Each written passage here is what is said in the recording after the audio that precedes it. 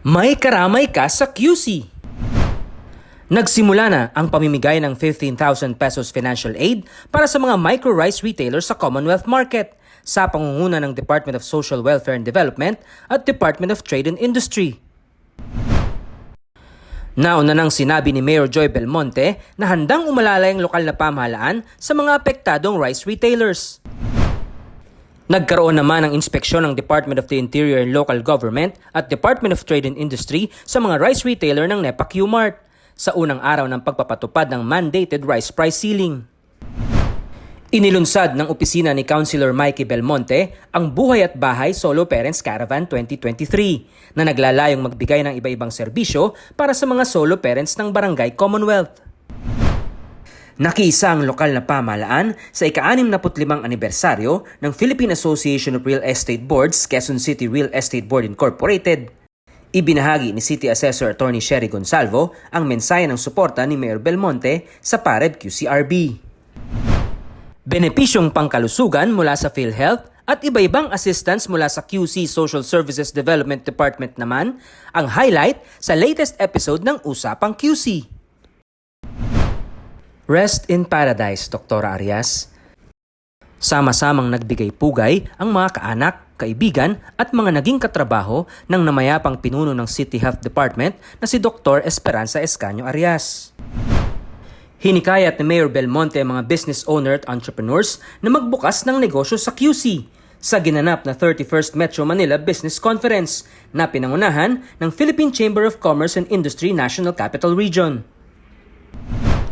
Pagtatayo ng one-stop shop film permit office na magpapabilis ng pagkuha ng shooting permit ng production sa lungsod ang highlight ng naging usapan ni Mayor Belmonte at QC Film Development Commission Executive Director Liza Dino. Nagsagawa ng Special National Executive Board meeting ang mga alkalde ng League of Cities of the Philippines sa Hilton Hotel sa Resorts World Manila. Dumalo si Mayor Belmonte bilang Executive Vice President ng LCP. Maraming salamat sa Pilipinas Shell Corporation at Makati Business Club sa ibinigay nilang 24 na bicycle racks sa Quezon City. Tinalakay ang posibleng pagpapatupad ng mga polisiya sa kalsada, pagnenegosyo at learning recovery ng lungsod sa pagbisita ng Vespa Pilipinas sa Quezon City Hall. Iba-ibang rescue scenario ang isinagawa ng Quezon City Disaster Risk Reduction and Management Council sa ginanap na third quarter National Simultaneous Earthquake Drill. Layo nito na makita ang kahandaan ng lungsod sakaling dumating ang kalamidad. Ipinakita ng 11 barangay sa QC ang datos na nagpapatibay para madeklarang drug cleared sa ginanap na Second Regional Oversight Committee on Barangay Drug Deliberation and Evaluation of the Application of Drug-Affected Barangay for Drug Cleared Status para sa taong 2023. Isang pagsaludo para kay para-athlete at kilalang blind runner na si Mark Joseph Kasidsid na kinatawan ng bansa sa gaganaping World Adaptive Obstacle Course Racing 2023 Championship sa Belgium ngayong Setyembre. Kaisa nyo ang QC Gov. Ibinahagi ni Mayor Belmonte ang mga programa ng lungsod para maprotektahan ang mga kabataan kontra online sexual abuse and exploitation sa paikipagpulong niya sa Mission Alliance Representative Office Philippines at Nordic Liaison Office of Manila. Nakipagpulong din ng alkalde kay C40 Cities Regional Director for East, Southeast Asia and Oceania, Milag San Jose Ballesteros, upang pag-usapan ang iba-ibang programa ng lungsod para sa kalikasan. Ibinahagi naman ng International Finance Corporation Chief Industry Specialist Prashant Kapoor sa QC Gov ang Quezon City Climate Investment Opportunities Diagnostic na nakatuon sa mga prioridad na climate initiatives ng lungsod. Nakiisa si Mayor Belmonte sa selebrasyon ng National Peace Consciousness Month 2023 na pinangunahan ni na Presidential Peace Advisor Secretary Carlito Galvez Jr. ng Office of the Presidential Advisor on Peace, Reconciliation and Unity sa Quezon Memorial Circle. Pumirma pa ang alkalde sa Pledge of Commitment for Peace.